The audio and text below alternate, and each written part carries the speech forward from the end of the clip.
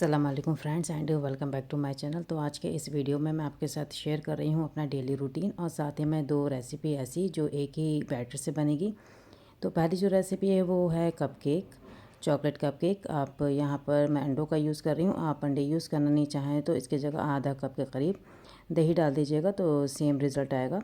और अंडे डालने के बाद इसमें मैंने डाल दिया है वनीला एसेंस और चॉकलेट एसेंस, और साथ ही में हम डाल देंगे इसमें चीनी, पिसी हुई चीनी डाल दीजिएगा और डाल देंगे ऑयल।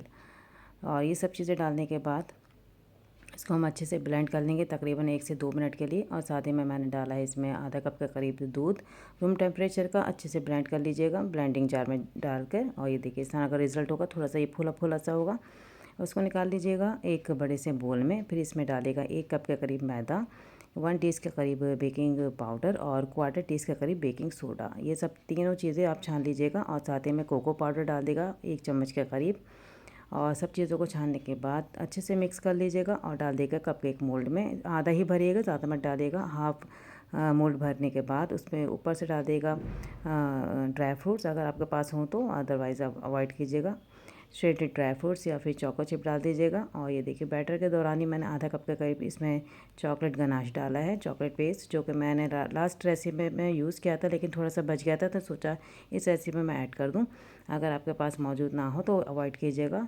कोको पाउडर की जो क्वांटिटी है उसे बढ़ा दीजिएगा ताकि इसमें चॉकलेट का फ्लेवर ज़्यादा आए। और ये सब डालने के बाद इसे बेक कर लीजिएगा 180 डिग्री सेल्सियस पर तकरीबन 15 से 20 मिनट के लिए। जब आप देखें कुछ छुरी वगैरह डाल के चेक कर लेगा, अगर गीली निकल रही है तो थोड़ा सा और बेक कर लेगा, अदरवाइज़ क्लीन निकल रही है तो इट मीन्स ये रेडी है। आप निकाल के थोड़ा इसे कूल डाउन कीजिएगा फिर ही खाइएगा। तो ये मैंने कर दिया बेक। और जो बचा हुआ बैटर था वो मैंने एक सिलिकॉन के मोल्ड में डाल दिया है और इसे भी बेक कर लेंगे। सेम टाइमिंग रहेगी 180 डिग्री सेल्सियस 15 से 20 मिनट के लिए। दोनों ही केक को हमें बेक कर लेना है। तो ये देखिए पहला 2 आ गया है, बेक हो गए। कप केक कितने ही ज़बरदस्त लग रहे हैं देखने में, और ऊपर से ज़्यादा जले भी नहीं है, मतलब ज़्यादा पके नहीं है, बिल्कुल सॉफ्ट हैं। यहाँ पर मैं ले रही हूँ आधा कप के करीब दूध, इसमें डाला है मैंने चीनी। और इन दोनों का मिक्सर हमें डालना है कपकेक में, मतलब कपकेक में नहीं डालना क्योंकि कपकेक ऑलरेडी इतनी सॉफ्ट है। जो हमने दूसरा तैयार किया है, जैसे कि आप ये देख सकते हैं स्क्रीन पर, ये बेक होकर आ गया था। तो इससे मैंने इसको हमें क्या करना है, ऊपर से थोड़ा सा सरफेस इसका बहुत हार्ड है तो इसको सॉफ्ट बनाने के लिए इससे पहले हम प्रिक कर लेंगे किसी भी स्क्वायर से या फिर स्टिक से। आप प्रिक कर लीजिएगा, इवन फोक से भी कर सकते हैं। बेसिकली इसमें हमें होल करने हैं और उस होल में डालना है ये मीठा वाला दूध। आप दूध की जगह पानी भी डाल सकते हैं, मतलब पानी और चीनी का मिक्सचर भी डाल सकते हैं। यहाँ पर मैं दूध का यूज़ कर रही हूँ ताकि एक्स्ट्रा ही सॉफ्ट बने, मॉइस्ट बने जब हम बाइट लें तो। क्योंकि अभी हमें इसका बनाना है कसाटा आइसक्रीम, तो इसके लिए हमें बहुत सॉफ्ट सा केक चाहिए होता है। इसके लिए मैंने केक को सॉफ्ट बनाने के लिए इसमें दूध का यूज़ किया है। देखिए कपकेक बिल्कुल रेडी है। इसमें हमने बिल्कुल भी कुछ भी हमने इसमें दूध वगैरह नहीं ऐड किया है। ये देखिए कितना मॉइस्ट है, ये देखिए दबा के देखिए, और बिल्कुल फूले फूले से हैं। और ये देखिए खोल कर मैं आपको दिखा रही हूँ, ये चॉकलेट जो हमने डाली थी अंदर चोको चिप, ये वो मेल्ट हुई भी है।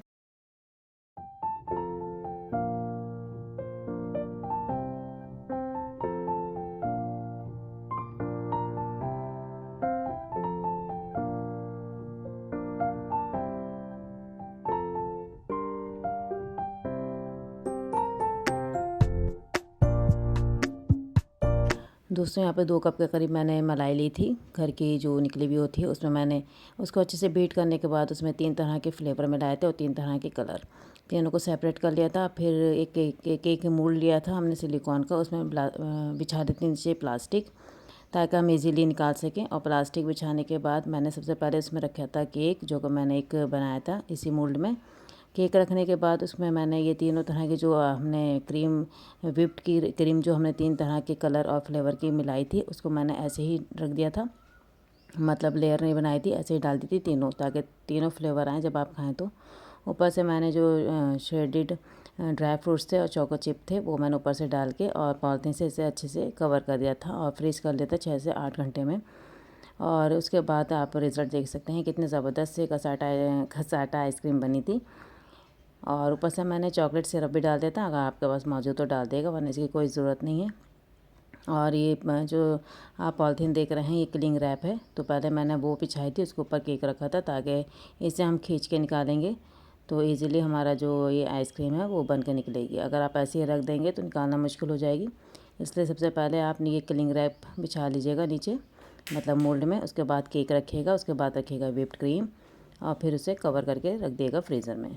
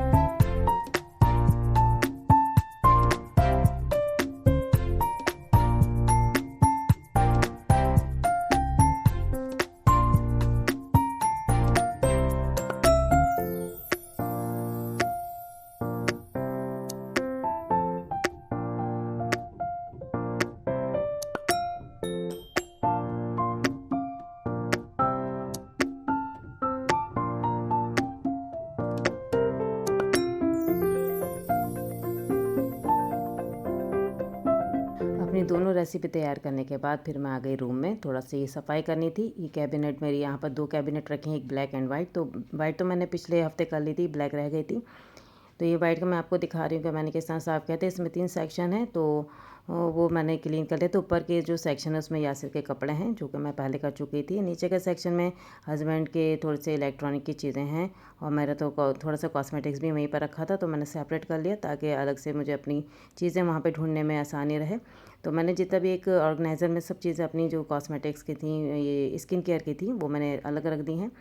और सबसे नीचे वाला जो मेरा सेक्शन है, मतलब हस्बैंड का जो सेक्शन है, वहाँ पर मैंने सिर्फ उनकी ही चीज़ें रखी हैं ताकि उनको मिलने में, ढूंढने में परेशानी ना हो और आसानी से उनको उनकी चीज़ मिल जाए।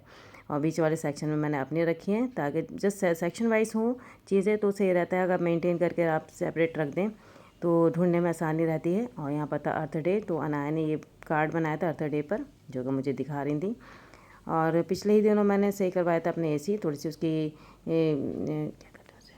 एसी की सर्विस करवानी थी, तो वो मैंने करवा दी थी। 1 से 2 घंटा लगा था, लेकिन उसने बंदे ने सारा साफ़ कर दिया था, क्लीन कर लिया था। काफ़ी गंदा हुआ था क्योंकि धूल मिट्टी इतनी आती है कि सब उसमें एसी की जो जालियाँ थी उसमें जमा थी। तो उसने पहले जालियों को निकाल के धोया, फिर अच्छे से क्लीन कर लिया था। अब काफ़ी अच्छी हवा फेंक रहा है एसी और काफ़ी अच्छी नींद आ जाती है ठंडी ठंडी हवा में। और यहाँ पर मैंने पुदीना लिया था और उसे मैं अब करने जा रही हूँ धूप में ड्राई, ताकि उसका मैं पाउडर बना सकूँ। क्योंकि जब सर्दियाँ जब गर्मियाँ आती हैं तो इस तरह के पुदीने की पत्तियाँ मैं हमेशा लेती हूँ, हर दूसरे दिन ख़रीद लेती हूँ सब्ज़ी वाले से। फिर उसे क्या करती हूँ, धूप में सुखा लेती हूँ। पूरे 1 दिन लग जाता है सूखने में। फिर जब सूख कर आता है तो उसकी पत्तियों को मैं क्रश कर लेती हूँ ताकि उसका पाउडर बन जाए। और यकीन मानिए इतना खुशबूदार पाउडर बनता है, जैसे कि आप कसूरी मेथी लेते हैं, वैसे ही ये पुदीने का मिंट पाउडर बनता है। बाज़ार से इतने महंगे मिलते हैं, लेकिन आप घर में बनाना चाहें तो आसानी से बना सकते हैं। और इसे थोड़ा सा हाथों से क्रश कर लीजिएगा और इसे रख दीजिएगा एक एयर टाइट कंटेनर में, ताकि इसकी खुशबू बरकरार रहे, ख़राब ना हो। और ये टाइट कंटेनर में बिल्कुल भी ख़राब नहीं होता। आप बाहर भी रख सकते हैं, फ्रिज में रखने की बिल्कुल भी ज़रूरत नहीं है। जब भी आप कुछ रायता या सालन या सब्ज़ी बनाएं, ऊपर से कसूरी मेथी के बजाय आप ये वाला पाउडर डालिएगा, यकीन मानिएगा टेस्ट इतना डिफरेंट आएगा कि सब लोग कहेंगे कि आपने क्या डाला है। और फिर मैं आ गई अपनी ब्लैक वाली कैबिनेट की तरफ। तो यहाँ पे 2 सेक्शन देख रहे हैं आप। तो यहाँ पर एक्चुअली सब चीज़ें मिक्स हुई हुई थी। मेरी अपना ज्वेलरी थी और बुक्स थी, डायरी थी और नीचे मेडिसिन थी। तो मैंने दोनों चीज़ों को पहले सब चीज़ें निकाल ली दोनों सेक्शन में से। और इसमें नीचे मैंने बिछा रखा था न्यूज़पेपर, जो कि काफ़ी पुराना हो गया था, मैंने उसे भी निकाल कर फेंक दिया। और फिर मैंने अच्छे से क्लीन कर लिया थे दोनों ड्रॉर्स को, मतलब दोनों जो सेक्शंस हैं उनको अच्छे से सफाई कर ली थी। पहले ड्राई कपड़े से उनकी धूल साफ़ की थी, फिर मैंने एक जो मेरा होममेड लिक्विड है उसे मैंने स्प्रे करके अच्छे से क्लीन कर लिया था। और क्लीन करने के बाद ही मैंने ऊपर वाले जो सेक्शन है उसमें मैंने सिर्फ अपनी चीज़ें रखी थी और नीचे रख दी थी सारी दवाइयाँ। तो आप देख सकते हैं कि मैं किस तरह ये सब चीज़ें निकाल रही हूँ, क्योंकि सब गड़बड़ हुई हुई थी। 1 साल से मैंने इस पर ध्यान नहीं दिया था प्रेगनेंसी की वजह से। तो मैंने सोचा कि आज टाइम मिल गया है और यहाँ से भी मुझे अब परेशान नहीं करता है, मतलब एक तरफ बैठा रहता है।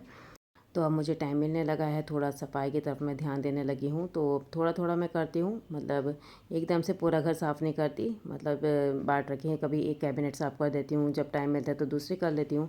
तो अब वाइट वाली बिल्कुल मेरी साफ़ सुथरी से ऑर्गेनाइज्ड हुई हुई है। अब मेरी ये टाइम है ब्लैक वाली का, तो मैंने सोचा कि आज इसको भी लगे हाथों में साफ़ कर लेती हूँ, ऑर्गेनाइज कर लेती हूँ। तो बस मैं वही कर रही हूँ। नीचे दवाइयाँ जो डिस्कार्ड करनी थी, जो फेंकनी थी, एक्सपायर हो गई थी, वो मैंने फेंक दी। जो काम की चीज़ें नहीं थी, मेरी ज्वेलरी वगैरह, वो मैंने दे दी। और जो डायरी भर गई थी या फिर यूज़लेस थी, वो भी मैंने दे दी। तो यहाँ पर सिर्फ काम की चीज़ें रखी हैं, और जब छटाई करने में इतनी सारी चीज़ें बेकार होती हैं तो मैंने सब डिस्कार्ड कर दी। ये देखिए, सब चीज़ें मैंने बाहर निकाल कर रख ली थी। अब मैंने सब सेट कर लिया है। ये साइड में नीचे आप देख रहे होंगे, ये मैंने डायरीज़ और अपने ये बॉक्सेस, ज्वेलरी के बॉक्स रखे हैं। और यहाँ पर वो चीज़ें रख दी जो यूज़ में नहीं आती, कभी कभी आती हैं। ये ऑर्गेनाइज़र में मैंने सिरप वगैरह रख दिए हैं बच्चों के, जो कि डेली यूज़ में अगर बीमार पड़ जाते हैं बच्चे तो यहाँ से निकाल सकते हैं। जैसे कि पेट का दर्द का है, बुखार, खांसी, नज़ला, उसके जो सारे सिरप हैं वो मैंने इस बॉक्स में रख दिए हैं। और बराबर वाले बॉक्स में मैंने रखे हैं, ये देखिए मेकअप का सामान रखा हुआ मेरा। तो ये सब मैंने अपना ही सामान का ये सेक्शन, सॉरी, बॉक्स बना रखा है, ताकि मुझे ढूंढने में आसानी रहे। तो जितना भी मेरा सामान है वो इस बॉक्स में आ गया है। और एक में रखी है मैंने ड्रेसिंग की चीज़ें, मतलब अल्लाह ना करे कभी चोट वोट बच्चों के लग जाती है, तो मैं यहाँ से निकाल के उन्हें पट्टी कर देती हूँ। और बिल्कुल लास्ट वाले जो बॉक्स देख रहे हैं उसमें मैंने सिर्फ दवाइयाँ रखी हैं, वो जो टैबलेट्स वगैरह होती हैं, तो वो मैंने लास्ट वाले बॉक्स में रखी है, ताकि जब बच्चों से कुछ मंगाऊँ तो उनको जल्दी से मिल जाए। वरना ये होता है कि पहले वो ढूंढते रहते हैं कौन सी चीज़ कहाँ पर है।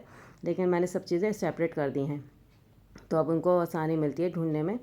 आसानी से ढूंढ लेते हैं, जो भी चीज़ मंगाती हूँ फ़ौरन ले आते हैं। तो ये लास्ट में मैंने सारे, ये देखिए, दवाइयाँ रखी हैं, सर के दर्द की, कैल्शियम, मल्टीविटामिन, ये सारी टैबलेट्स मैंने वहाँ पर रख दी हैं। और नीचे वाले सेक्शन में वो चीज़ें रखी हैं जो कि बहुत कम यूज़ होती हैं, जैसे कि ये स्टीमर है या फिर निमुलाइज़र है, तो ये बहुत कम यूज़ होती हैं, तो वो मैंने नीचे रख रखी हैं। और यहाँ पर मैंने अपने कॉर्नर पे अपनी आर्टिफिशियल ज्वेलरी रख रखी है, और बॉक्स रखा है, उसमें भी मेरी ज्वेलरी है। और यहाँ पर बॉक्सेस है, ये खाली डब्बे हैं मेरे मोबाइल के, और ये है मेरा एयरपोर्ट का खाली डब्बे। ये मुझे थोड़े से अच्छे लग रहे थे, मजबूत है, मैं क्या ऑर्गेनाइज़र बना लूँगा आगे चल के, तो मैंने यहाँ पर रख दिए। और ये जो आप देख रहे हैं, ये फ़िश टैंक का जो अब आए, पिछले साल हमारे पास थी फ़िशेस, तो उसका जो टैंक का था वो मैंने निकाल लिया था। मुझे काफ़ी अच्छा लग रहा था, तो मैंने सोचा कि इसका भी यूज़ कर ले जाए। तो इसमें मैंने सारी ट्यूब रख रखी हैं, जैसे कि सर दर्द की वगैरह ट्यूब वगैरह होती हैं, तो वो मैंने इसमें रख दी है। तो देखने में भी अच्छी लग रही है और बच्चों को भी इजीली मिल जाएगी जब मैं उनसे मंगाऊंगी तो ये था मेरा ऑर्गेनाइजिंग का तरीका। तो ये देखिए फाइनल लुक, तो अब बिल्कुल ऑर्गेनाइज हो गई है, बहुत अच्छी नीट एंड क्लीन लगती है। बच्चों को भी बड़ा अच्छा लगता है जब वो खोलते हैं इसे, कि मम्मा अब बिल्कुल सही हो गई है। और ये चीज़ें देखिए, जो बेकार की चीज़ें थी वो मैं अब निकाल रही हूँ, और ये बिल्कुल सेट हो गई मेरी ब्लैक वाली कैबिनेट।